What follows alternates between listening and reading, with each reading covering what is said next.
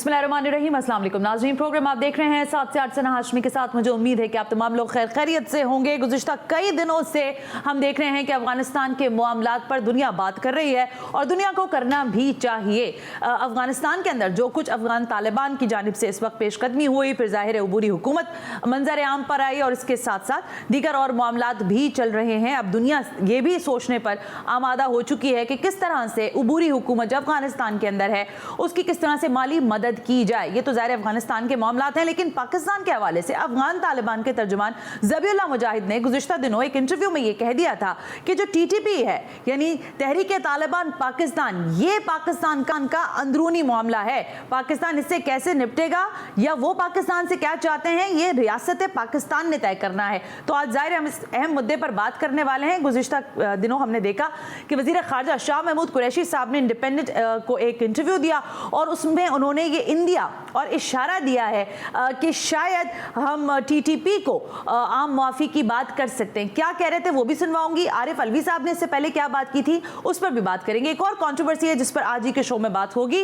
और वो मुअम्मा ताहाल हल नहीं हो पाया है और वो मुअम्मा है पाकिस्तान की पॉप गुलकारा नाजिया हसन की मौत का। इश्तियाक बेग मिर्जा साहब जो हैं वो इस वक्त ज़ाहिर है बहुत सारे इल्ज़ामात की जद में, तो आज हमने उनको भी ज़हमत दी है और ज़रा आज खोज लगाने की कोशिश करेंगे कि असल मामला नाजिया हसन की मौत का था क्या, पसे पर्दा हकाइक क्या है। लेकिन जरा पसे पर्दा हकाइक वजीर खारजा का जो तहरीक तालिबान पाकिस्तान को मशरूत मुआफ़ी देने का ऐलान है इस पर बात किए लेते हैं। वजीर खारजा ने जब इंटरव्यू दिया, इंटरव्यू में उन्होंने कुछ अल्फाज कहे। मैं चाह रही हूँ कि मेनॉन वो आप अल्फाज सुन लें कि वजीर खारजा क्या कह रहे थे।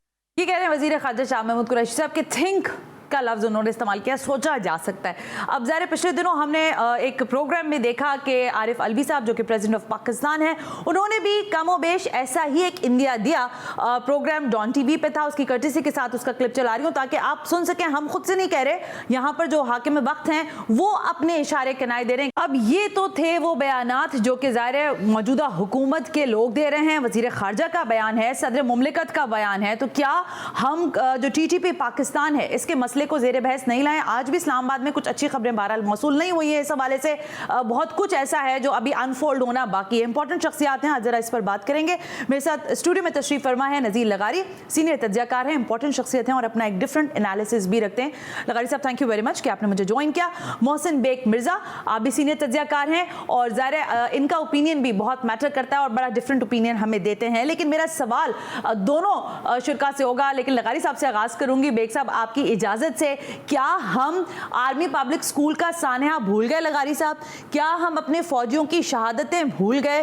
क्या हम अपने शहरियों की शहादतें भूल गए? क्योंकि ये एक बहुत बड़ा बयान है जिस पर इंटरनेशनल ये स्टोरी डेवलप होना शुरू हो रही है।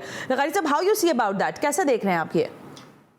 जिन लोगों ने पाकिस्तान के बहुत से इलाकों को नो गो एरिया बना दिया था, जिन्होंने 70,000 के करीब, जो सरकारी आज़ाद-ओ-शुमारें हमारे नहीं हैं, 70,000 अफराद को उनकी जानों से, उनकी ज़िंदगियों से महरूम किया, जिन लोगों ने हमारे कम से कम एक फुल जनरल को, कई ब्रिगेडियर्स को, कई कर्नल्स को और कई बड़ी तादाद में हमारे ऑफिसर्स को और जवानों को जो है उनकी ज़िंदगियां छीनी, और जिन लोगों ने हमारे ग्रेजन्स पर, छावनियों पर और जनरल हेडक्वार्टर पर अटैक किया और जिनने GHQ को यरगमाल बनाए रखा, अब हम उन लोगों के लिए आम माफ़ी के बारे में सोच रहे हैं। जिनने हमारे बच्चों को कत्ल किया, जिन्होंने आर्मी पब्लिक स्कूल, और ये तो वो वाक़या है कि जो ख़ास वाक़े हैं और जिनके बारे में ये तस्लीम करते रहे कि कौन कौन से मकाम पर होने वाले किस किस कत्ले आम को ये ओन करने वाले हैं,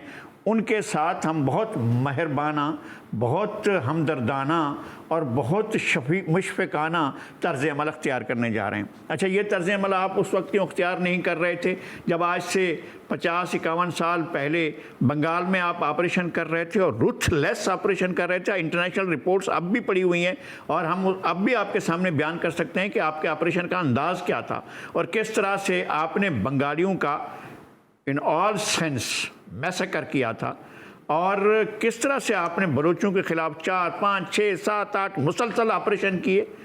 और ये मैं कैबिनेट की बात बताता हूँ, जो हिज मास्टर्स वाइस, मुझे खुर्शीद हसन मीर ने बताया, अब्दुल हफीज फिज़ादा ने तस्दीक की थी कि जब ये इतला आई कि मरी एरिया में 5 जवान शहीद हो गए हैं, तो प्राइम मिनिस्टर भुट्टो कहते हैं जनरल टिक्का खान को कि टिक्का खान आप अपने लोगों से कहें प्लीज़ इसको ज़्यादा इस पर हार्श ना हो, हम इसको टैकल कर रहे हैं और इसकी कोई बात नहीं। जनरल टिक्का खान कहते हैं no no no no mister prime minister, army will take its revenge. अच्छा, जब आप रिवेंज लेते हैं बंगाल में, जब आप रिवेंज लेते हैं बलूचिस्तान में, जब आप सिंध में, हमने लाशें उठाई थी, हम सहाबी थे, हम सियासी वर्कर नहीं थे। काजी अहमद में जो कुछ हुआ, मेहर में जो कुछ हुआ, जोही में जो कुछ हुआ, खानपुर में जो कुछ हुआ, अपना दादू में जो कुछ हुआ, गली गली में कूचू में, काजी अहमद में 1 घंटे की फायरिंग में 57 लाशें, 1 मिनट की एक लाश में वो उठाएगी, तो उस वक्त तो हम माफी नहीं दे रहे थे।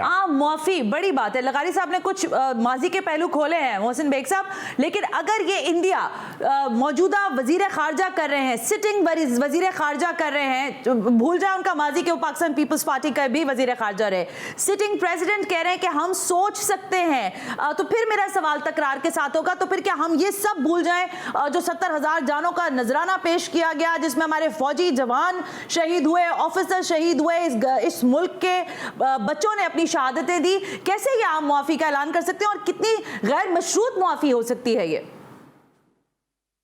पहली बात तो यह है जी, हम अपने शहीदों को, वो सिविलियंस, फौजी, हमारे अस्करी जवान जो शहीद हुए हैं, उनको इंशाल्लाह ये कौम, ये मुल्क, ये रियासत कभी नहीं भूलेगी। उनकी कुर्बानियां इंशाल्लाह रायगा भी नहीं जाएंगी। जहां तक माफी का सवाल है, ये टॉपिक शुरू हुआ पिछले 10 दिन में, क्योंकि जो टीटीपी पाकिस्तान की कुछ लोग इस वक्त अफगानिस्तान में उनके जो नई हुकूमत बनी है उनके उहदेदारों के साथ बैठे थे, ये इंटेलिजेंस अदारों की रिपोर्ट है, तो उस पे उन्होंने कहा था हमने भी इन सब लोगों को माफी दी है, आप भी दें। क्योंकि मैं ये समझता हूं कि उन्होंने टीटीपी पाकिस्तान आम माफी का जो अभी हमारे शाह महमूद कुरैशी साहब ने बयान दिया, उसके ऊपर उन्होंने टोटली उसको रिजेक्ट किया है। और उसकी वजह भी आप देख लें, लास्ट वीक जो वजीरिस्तान में हमारे 7-8 फौजी जवान शहीद हुए, वो टीटीपी का हमला था और वो 7-8 घंटे उस पर फाइटिंग हुई है। तो अभी आज ये इस्लामाबाद में भी वो जो पुराने लाल मस्जिद वाले साहब हैं, उन्होंने भी टीटीपी का झंडा लहराया हुआ है, जिसको इंटीरियर मिनिस्टर ने नोटिस भी दिया। झंडा उतारने के लिए आज पुलिस भी गई और मेरे ख्याल में कार्रवाई भी होगी। देखिए, अगर कोई शख्स हमारी रियासत को, हमारे आइन को और हमारी जो फौजी और अस्करी इदारे हैं उनको चैलेंज करता है, तो मैं समझता हूँ उसके लिए कोई रियायत नहीं होनी चाहिए किसी सूरत में भी। और अगर वो हमारे आइन को, रियासत को नहीं मानते, तो फिर आम माफी किस चीज की? और जो लगारी साहब ने हिस्ट्री बयान की वो हमारे सामने है, और ऐसे हालात में अगर आप इनको इस तरह करेंगे तो ये ज्यादा जोर आवर होके ये आपको आम माफी के ऐलान को आपकी वीकनेस समझेंगे। तो मैं ये समझता हूँ कि इसमें कोई शक नहीं है, बहुत कॉम्प्लिकेटेड इशू है। और इसको बहुत अच्छे और एहसन तरीके से, बगैर किसी खौफ और खतर, बड़ी जहानत के साथ हैंडल करना चाहिए। हम किसी और नुकसान के मुतमिल नहीं हो सकते। मैं समझता हूँ ये शोशा दिन ब दिन जोर पकड़ेगा, ये टीटीपी जोर पकड़ने, क्योंकि तालिबान, इनके जो अफगान तालिबान है वो इनके खिलाफ कुछ नहीं करेंगे। उन्होंने उसका इंदिया ज़बीउल्लाह मुजाहिद अपने एक बयान में दे भी चुके हैं बेग साहब, उसका इंदिया ज़बीउल्लाह मुजाहिद अपने एक बयान में दे चुके हैं कि रियासत पाकिस्तान का मसला है। मैं वापस आपकी तरफ आती हूँ। लगारी साहब, फरमा दीजिएगा कि एक जानिब तो ज़ाहिर है ये मसला, जैसे बेग साहब कह रहे हैं, बड़ा कॉम्प्लिकेटेड है, इसको बहुत तरीके से हैंडल करना पड़ेगा। लेकिन जब हम अफगानिस्तान के हालात पर बात करते हैं, अभी मैंने ज़बीउल्लाह मुजाहिद का कहा कि ये पाकिस्तान का, वो कह रहे हैं कि अपना मसला है। वज़ीर ख़ारजा ने इसी बयान के साथ एक बयान और दिया कि हमें तशवीश है, हमें खदशा है कि जो अफगान तालिबान ने वहां से टीटीपी के लोगों को रिहा किया है, वो कोई बहुत बड़ा मिसहैप कर सकते हैं। अब उसके लिए हम कहां खड़े हुए हैं, और उसके लिए अभी तक हम, आपको लगता है कि पॉलिसी मैकेनिज्म, स्ट्रेटेजिकली चीजों को अलाइन किया जा चुका है या नहीं? मैं समझता हूं कि हमारी रियासत ने 74-25 साल के अंदर जितनी संगीन गलतियां की हैं, अगर उनको शुमार किया जाए तो लगता ये है कि शायद ये रियासत उसी माइंडसेट के साथ काम कर रही है जो पाकिस्तान की आज़ादी से पहले कॉलोनियल हुक्मरान कर रहे थे, और कॉलोनियल हुक्मरान का colonial mindset, anti people mindset, anti land, सरजमीन के साथ जो उनका रवैया था, वही रवैया जो है हमारे साथ हुक्मरानों का है। और वो कभी भी नहीं सोचते हैं कि हमने इस मुल्क को क्या डिलीवर करना है। आप बहुत अच्छे होंगे तालिबान के लिए, अफ़गान तालिबान के लिए, आप उनके लिए दूध और शहद की नहरें बहा देंगे, आप उनके लिए दुनिया भर से जाकर वकालत करेंगे उनकी, और उनको साबित करेंगे कि जनाब ये बहुत शरीफ हैं और आप दुनिया इनको तस्लीम करे और इनके राज को भी तस्लीम करे। लेकिन हमें कौन देखेगा? इस मुल्क को कौन देखेगा? पंजाब को, खैबर पख्तूनख्वा को, बलूचिस्तान को। लगारी साहब, आपको पता है कि वजीर खारजा के इस बयान के साथ टीटीपी का बयान आया है। उन्होंने कहा हम आपको माफी की पेशकश दे रहे हैं, हम आपकी माफी को मुस्तरद करते हैं। ये इस तरह से उन्होंने कहा हम तो इस्लामी निजाम का राइट चाहते हैं और हम इसके लिए काम कर रहे हैं। आप, उन्होंने तो रद्द कर दी है माफी। आप फिर रियासत कहाँ है? फिर वो पाकिस्तान के इदारे कहाँ हैं? फिर वो भाई, आपने इस मुल्क के अंदर रिट लूज करने के लिए ये वजीर खारजा के से जो बयान आया है, क्या पाकिस्तान की आप रिट लूज करना चाहते हैं? क्या पाकिस्तान को आप बनाना स्टेट समझते हैं? क्या इस मुल्क के शहरियों को, 22 करोड़ इंसानों को आप जो है गाजर और मूली की तरह समझते हैं? क्या इन लोगों के साथ आपका ताल्लुक एक ऐसे बदेसी हुक्मरान का सा है कि जिसको कोई गर्ज ना हो कि लोग मरते हैं कि बचते हैं?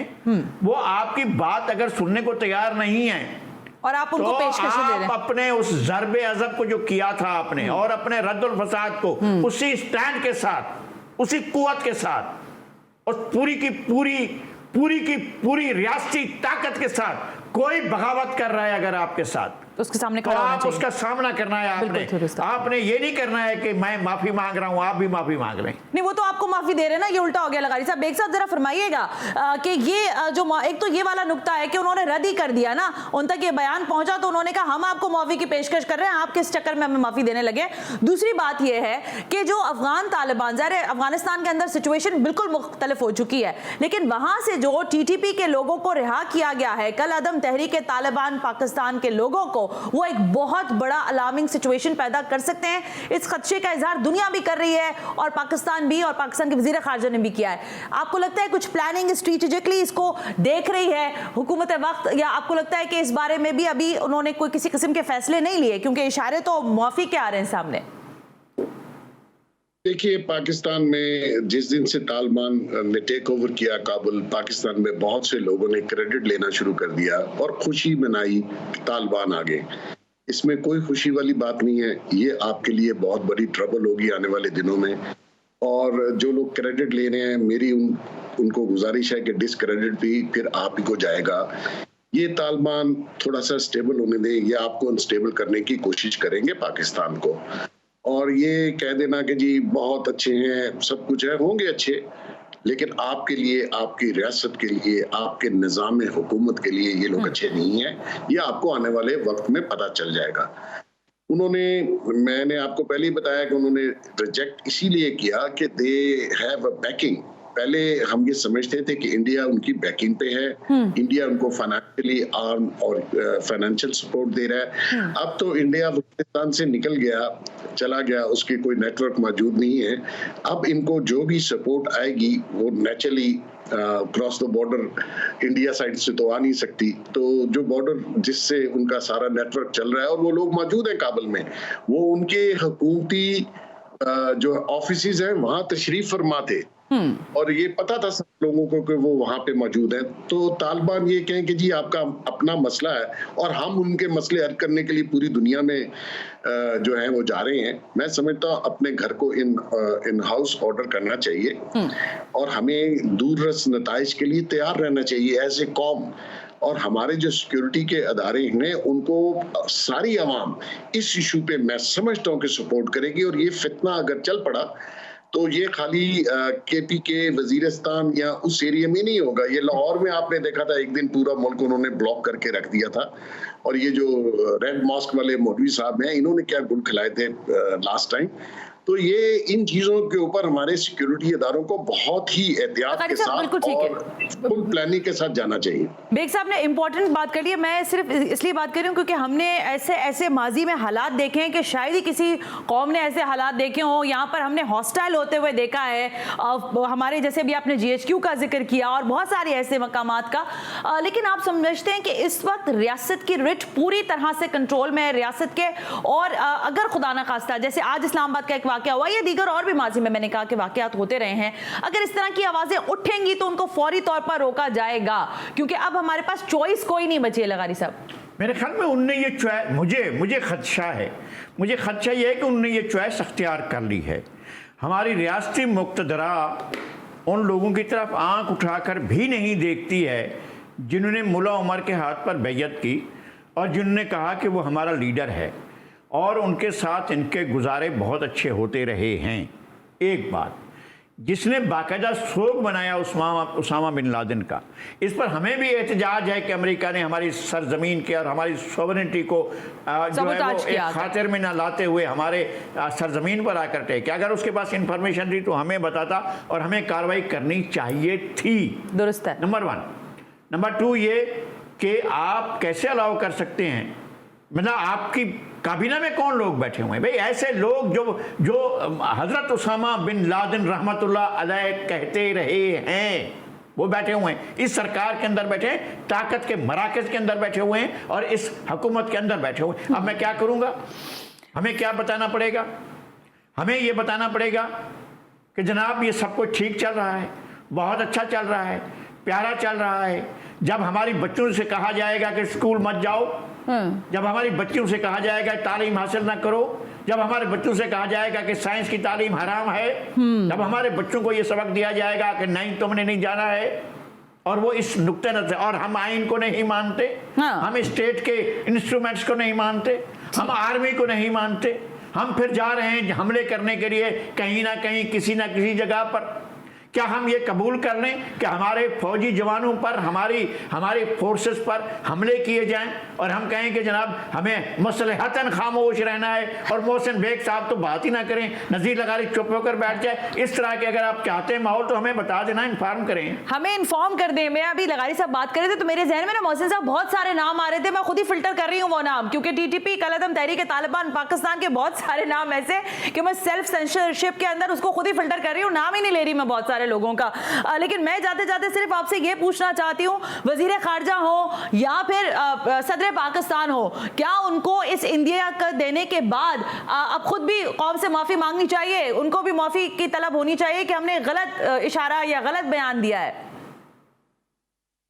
देखिए, मुझे ना तो वजीर खारजा से या सदर पाकिस्तान से कोई तवक्कुआत नहीं है। हम तो तवक्कुआत रखते हैं अपने रियासत के इदारों से, आर्मी से, पुलिस है, उसमें सिक्योरिटी के और इदारे हैं। देखिए, जब वो कोई चैलेंज कर दे स्टेट को, रियासत को, तो मैं समझता हूँ कि फिर हमारे सियासत की, हमारे रियासत की रिट कायम होनी चाहिए। ये जैसे बनाना रिपब्लिक लगारी साहब ने कहा, ये नहीं है, इसमें हमारा एक आइन है, हमारा एक कल्चर है। ये लोग जो जिस तरीके के तर्ज हुकूमत लाना चाहते हैं वो हमें एक्सेप्टेबल नहीं है। बिल्कुल दुरुस्त है। और लगारी साहब ने जैसे कहा, मेरे पास टाइम खत्म हो गया मोहसिन साहब, बट इंशाल्लाह ये डिबेट ऐसी है जिस पर हम जाहिर है बात करते रहेंगे। लगारी साहब ने भी कहा, मोहसिन बेग साहब ने भी कहा कि अगर यही सब करना है तो फिर बता दिया जाए हमें, ताकि हम उसी लाइन एंड लेंथ के साथ फिर आगे बढ़े। लेकिन रियासत की जिम्मेदारी बहरहाल यहाँ पर है कि इस तरह के बयानात अगर सरफेस पर आएंगे तो फिर डिबेट होंगे, फिर अगर ये डिबेट होंगे तो इसके नीचे जितनी परतें हैं फिर वो भी खुलेंगी और उस पर फिर बेलाग तबसरे सुनने पड़ेंगे और होने भी चाहिए। इस सेगमेंट से इजाजत ले रहे हैं, एक ब्रेक लेते हैं, ब्रेक से वापस आएंगे। तो एक कंट्रोवर्सी है, मैंने कहा कि नाजिया हसन के हवाले से उनकी मौत आज दिन तक मुअम्मा बनी हुई है। इश्तियाक बेग मिर्जा इसमें किस हद तक अपने इल्जामात जो उन पर लगाए जा रहे हैं उसको वो हक बजाने पर सुनने के, या फिर वो जो उन्होंने हट जाने का दावा किया है ज़ुहैब हसन पर, उसके पीछे क्या हकायक है? Right after this break, you watching 7 से 8।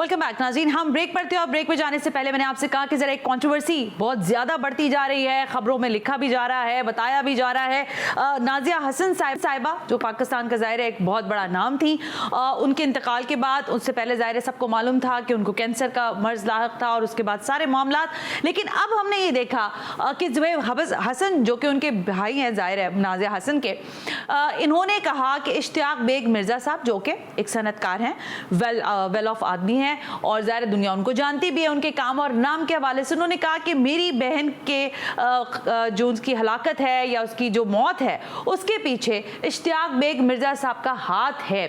अब ये इल्ज़ामात किस हद तक ठीक हैं? गो के हर जाने का दावा कर दिया है इश्तियाक बेग मिर्ज़ा साहब ने ज़ुबैब हसन पर, लेकिन क्या हकीकत है, क्या फसाना है, कितना सच है, कितना झूठ है? नाजिया हसन से इश्तियाक बेग मिर्ज़ा साहब के ताल्लुकात कैसे रहे? अज़दवाजी ज़िंदगी किस नौइयत की थी?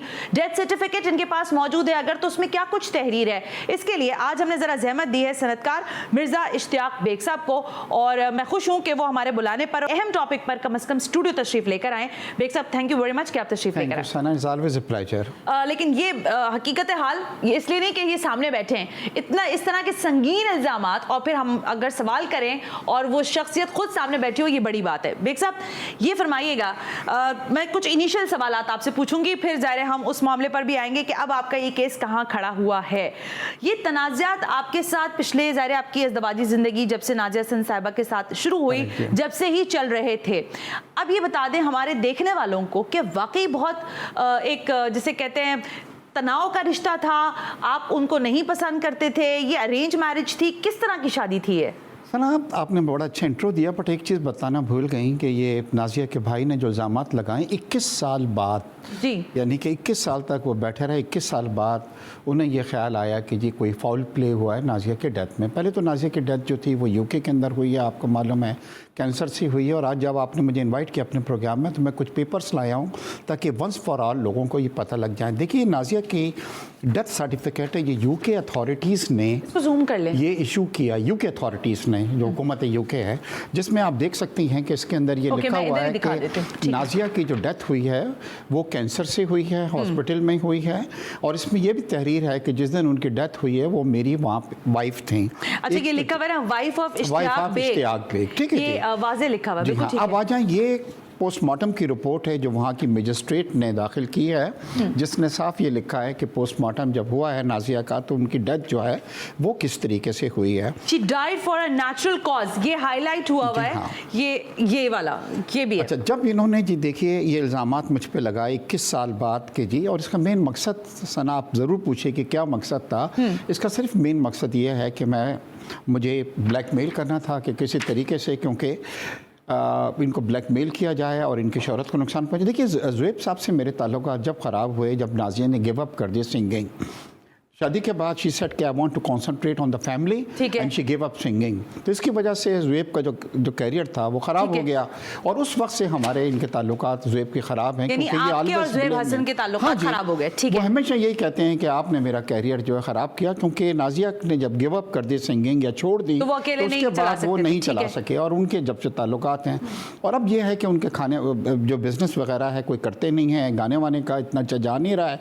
तो अब उन्होंने सोचा कि जी ये टाइम है, 21 साल बाद आपने इल्ज़ामात लगाए और ब्लैकमेल करना था मकसद। मगर क्योंकि जी मेरी शोहरत को नुकसान पहुंचा है, मैं मेक ए विश फाउंडेशन का प्रेसिडेंट हूं, मैं कौंसल जनरल हूं मोरक्को का, मैं कॉलमनिस्ट हूं, मैं बहुत सारी चीज़ें कर रहा हूं, तो मैंने जी 1 अरब हर जाने का दावा किया है। और उन्होंने क्या हुआ है कि ना कोई जवाब दिया है। हमारे जो डेफेमेशन मैंने नोटिस भेजा था और इस बार हाई कोर्ट के अंदर उनको हाई कोर्ट ने तमाम चीज़ सुनने के बाद जी उनको 7 तारीख को तलब भी किया है और उनसे कहा है कि वो ये गलत इल्ज़ामात जो हैं वो बिल्कुल नहीं लगाएंगे।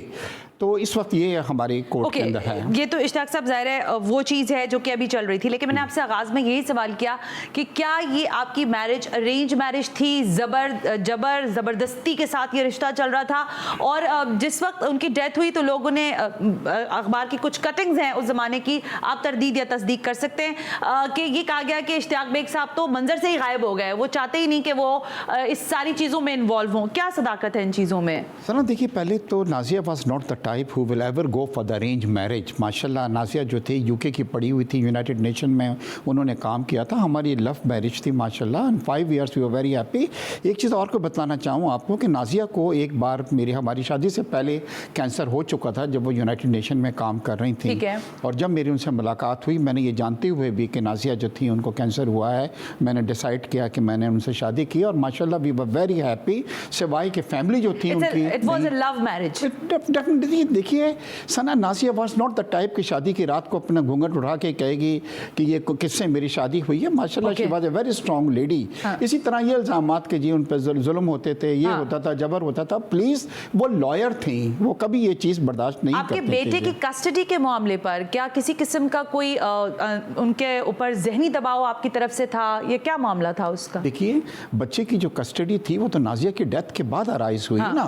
जब नाजिया की डेथ हो गई तो इनकी फैमिली ने जी मुझे उससे पहले क्या तलाक की या कोई इस तरह की चीज़? नहीं जी, कोई तलाक नहीं। Nazia up to the last day she was my wife, और मैंने आपको प्रूफ भी इस चीज़ का किया है। हमारा इनकी फैमिली के साथ प्रॉब्लम शुरू हुआ on the custody of my child. I went to the high court myself, you know. मगर यूके में ये होता है कि जी welfare of the child is more important. They don't want के बच्चे को अपरूट करके पाकिस्तान में ले आता, तो उनको उनकी कस्टडी उनको मिल गई थी बच्चे को।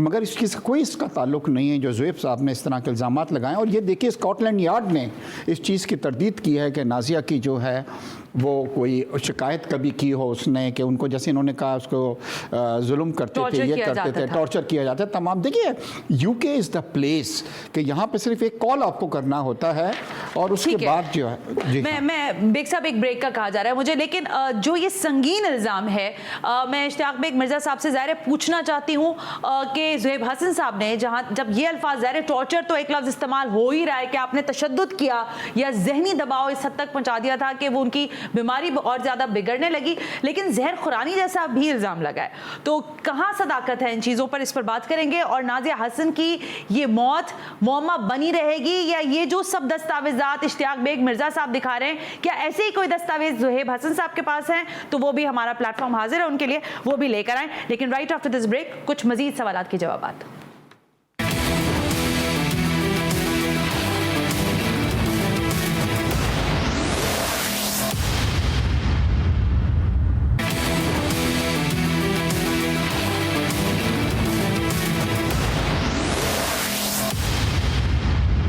वेलकम बैक नाज़रीन, हम ब्रेक पर थे और ब्रेक के दौरान भी यहाँ पर गुफ्तगू नहीं रुकी थी। मैं इश्तियाक बेग मिर्ज़ा साहब से मुख्तलिफ और सवालात भी कर रही थी। इन्होंने ये बहुत सारे डॉक्यूमेंट्स के साथ मेरे पास यहाँ आए हैं। ऐसे ही मैं दोबारा कहूँगी कि ये आए, इनकी बड़ी बात है, वरना इस तरह के मामलात पर बात करने के लिए लोग जो हैं छुपते हैं। लेकिन बेग साहब तशरीफ लाए, अगेन थैंक यू। लेकिन इश्तियाक साहब, आपको बुरा लगे या अच्छा लगे मुझे नहीं मालूम, लेकिन मैं ये सवाल करना चाहती हूँ आपसे कि ये जो इल्ज़ाम आप पर लगाया गया कि उनको खाने में कुछ ऐसी चीज़ें मिलाकर दी जा रही थी आपकी तरफ से, जो कॉज बना उनकी डेथ का, गो के डेथ सर्टिफिकेट पर नहीं है ये चीज़, लेकिन क्या है कि ये गए इस इल्ज़ाम पर? देखिए स्कॉटलैंड यार्ड ने भी यहाँ पे तमाम चीज़ों की तरदीद की है जो इल्ज़ामात मुझ पे लगाए गए। नाजिया को कैंसर था एंड कैंसर केम बैक जी, मतलब, और जो कैंसर केम बैक जो आया था उनका वो लंग का कैंसर था and she passed away in hospital. तो डॉक्टर्स ये इल्ज़ाम इन्होंने लगाए। देखिए नाजिया से मैं बहुत प्यार करता था, हमारी लव मैरिज थी, हालांकि फैमिली नहीं चाहती थी, ज़ुहैब साहब नहीं चाहते थे कि मेरी शादी हो क्योंकि वो ब्रेड अर्नर थी।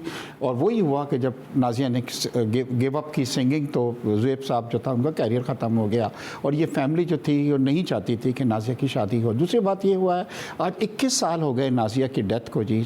उसके बाद मैंने अभी तक जी आई एम सिंगल, मैंने कोई शादी नहीं की, कोई मुझे पसंद भी नहीं आई कि जो नाजिया की क्वालिटीज़ उसके अंदर होनी चाहिए। मगर मुझे बड़ा अफसोस हुआ कि इन्होंने 21 साल बाद कोमे से उठने के बाद ये कहा कि कोई फाउल प्ले हुआ। और कहाँ पे हुआ है? इंग्लैंड के अंदर हुआ है जी। ओके, क्या आप ये कहना चाहते हैं इश्तियाक बेग मिर्ज़ा साहब कि ज़ुहैब हसन आपसे किसी किस्म की फाइनेंशियल सपोर्ट चाहते हैं इस तरह के मामलात, या आपकी ज़रा आपकी साख को नुकसान पहुंचाकर, आपके नाम को नुकसान पहुंचाकर? देखिए दोनों चीज़ें वो करना चाहते थे कि मुझे नाम जो है नुकसान पहुंचाया जाए और ब्लैकमेल किया जाए। मतलब आम नॉट द टाइप की जी किसी से ब्लैकमेल होगा। और अब मैंने देखिए इन्होंने मीडिया, देखिए अगर आपकी कोई ग्रीवेंसेस हैं जी, यूके के अंदर कोर्ट्स हैं, आप वहाँ पे चले जाइए कि जी कोई हमारी ग्रीवेंसेस हैं। आपने क्या किया कि मीडिया को जी आपने यूज़ किया और मीडिया को यूज़ करने के बाद इल्ज़ामात लगाए, मगर मैं मीडिया से ज़्यादा मैं इस वक्त जो है मैं कोर्ट्स के अंदर गया हूँ इस बैटल को लेके। मैं कुछ अरसे बाद इंग्लैंड भी जा रहा हूँ जी, और वहाँ पे भी डिफेमेशन जो है मैं ज़ुहैब साहब के ख़िलाफ़ वहाँ कर रहा हूँ, क्योंकि मैं चाहता हूँ कि वंस फॉर ऑल ये चीज़ क्लियर हो जाए जो इल्ज़ामात उन्होंने मुझके ऊपर लगाए। हर दफ़ा ये दोबारा कंट्रोवर्सी ना उठे, क्योंकि हर साल जी हाँ मैं नहीं चाहता हूँ। बिल्कुल ठीक है। इश्तियाक साहब, आपके अपने बेटे से कोई मुलाकात, बातचीत, राब्ता? देखिए जी, जैसे मैंने आपको अभी बतलाया था कि जब नाज़िया की डेथ हो गई थी तो मैं ख़ुद वहाँ पे यूके के हाई कोर्ट के अंदर गया था for the custody of my child. But UK का क्या हुआ कि जी यूके के लॉज आर वेरी डिफरेंट। उनके यहाँ जो इंपॉर्टेंट चीज़ होती है बच्चे की वेलफेयर होती है, and the child was a British citizen. They ask me कि अगर मैं वहाँ पे बच्चे को रखता हूँ फॉर एवर के लिए तो वो मुझे कस्टडी दे सकते हैं, अदरवाइज़ तो फिर उसके नाना नानी को जी ये दी जाएगी। And I did not tell them कि नहीं मैं यूके में रखूँगा, क्योंकि मैं पाकिस्तान में रहता हूँ, मैं किस तरीके से, तो ये है कि इस वक्त उनके पास है। बट मैं जी इंशाल्लाह मेरा बेटा है, मेरा खून है, इंशाल्लाह आप देखेंगे कि बहुत जल्द वो मेरे साथ होगा जी। अच्छा, अभी वैसे कभी मुलाकात वगैरह नहीं हुई अभी तक? मेरे से मुलाकात नहीं हुई, but I don't want to cause करेंगे any इस चीज़ को, ठीक है। इश्तियाक साहब, इस सारी कंट्रोवर्सी के दौरान क्या वाकया आप समझते हैं कि वाकयातन ये सिर्फ डिफेमेशन की मामला ही है, या इससे दूसरी तरफ अगर तस्वीर का दूसरा रुख देखें तो जो शवाहिद आप पेश कर रहे हैं, क्या आप समझते हैं कि ऐसे ही शवाहिद आप डिमांड करते हैं, ऐसे ही शवाहिद अगर ज़ुहैब हसन साहब भी ले आए तो उस पर फिर डिबेट होनी चाहिए? देखिए, जो मैंने जो पेपर्स आपको दिए हैं वो कोई पाकिस्तान में बने हुए पेपर्स नहीं हैं, ये तमाम यूके अथॉरिटीज़ के पेपर्स हैं तमाम चीज़ें। और डेट इज़ द रीज़न कि मैं कोर्ट के अंदर गया हूँ, वो कोर्ट में नहीं गए हैं। डिफेमेशन का केस मैंने यहाँ पे किया और यूके में भी कर रहा हूँ, क्योंकि जो आदमी राइट होता है वो ही हमेशा फ़ाइट करता है। और मैं इंशाल्लाह बहुत जल्द देखेंगे आपके सच जो है आपके सामने आएगा कि who is right and who is wrong जी। अच्छा, आखिरी सवाल कर रही हूँ इश्तियाक साहब, आपको ज़ाहिर आप कह रहे हैं कि साल हो गए, आपने कभी दोबारा शादी का सोचा नहीं, आपको कोई ऐसी खातून नहीं मिली, लेकिन क्या वाकई आपको इस चीज़ का एहसास होता है कि उनका साथ होता तो बहुत सारी चीज़ें आपके लिए और ज़्यादा बेहतर होती नाज़िया का? तो ना देखिए, जब मैंने नाज़िया को कैंसर था और उन्होंने मुझे ये बतलाया था कि मुझे कैंसर है, और मेरी फैमिली इस चीज़ के लिए राज़ी नहीं थी, क्योंकि उनको ये मालूम था कि बीच के अंदर प्रॉब्लम होगी। बट मुझे कोई रिग्रेट नहीं है, क्योंकि जो भी हमारे टाइम गुजरा that was the most beautiful period. Allah ने हमें आज बच्चा दिया है और मैं एक अच्छी यादों के साथ जो हैं बड़ी अच्छी ज़िंदगी गुजार रहा हूँ, and I don't have any regret जी। Anything about mister Zuhaib Hasan साहब, उनको कुछ कहना चाहते हैं आप? इस सारे एविडेंस जो आप मुझे दे रहे हैं, टेलीविजन स्क्रीन्स पे चल रहे हैं इस वक्त के एविडेंस, एनीथिंग जो आप उनको कहना चाहते हैं? गो कि आप, मुझे पता है, कोर्ट में गए हुए हैं और वहाँ पर केस भी दायर हुआ हुआ है। नहीं जी, वो प्रेफर कर रहे हैं कि मीडिया के ऊपर वॉर रखें। मैं जो है लीगल बैटल लड़ रहा हूँ और इंशाल्लाह मेरा केस बहुत स्ट्रॉन्ग है, एंड बहुत जल्द इंशाल्लाह आप लोग देखेंगे कि मुझे जस्टिस जो है वो मिलेगी। Well, thank you very much Mirza Ishtiaq Baig साहब। मारूफ सनतकार हैं, आपको मालूम है, चेयरमैन भी हैं, मेक अ विश के मुख्तलिफ ममालिक के सफ़ीर हैं, लेकिन इन पर जो इल्ज़ामात थे नाज़िया हसन जो कि इनकी ज़ाहिर ज़ौजा थी, उनके हवाले से आज मैंने सोचा कि ज़रा इन्हीं से बुलाकर पूछ लिया जाए कि वंस फॉर ऑल इस कंट्रोवर्सी के बारे में कुछ एविडेंस इकट्ठा हो जाएं। तो कुछ एविडेंस तो हमारे पास आ गए हैं। मैं अगेन दोबारा अनाउंस करती हूं कि ज़ुहैब हसन साहब, जो कि अगर हमारा प्रोग्राम देख रहे हों या अगर वो प्रोग्राम को देखें, तो अगर आपके पास भी ऐसी ही एविडेंस मौजूद हैं तो ये प्लेटफॉर्म हाजिर है, यहां आइए और बताइए कि क्या हकीकत है और क्या फसाना। आज के प्रोग्राम से सना हाशमी को दीजिए इजाजत। अल्लाह हाफिज।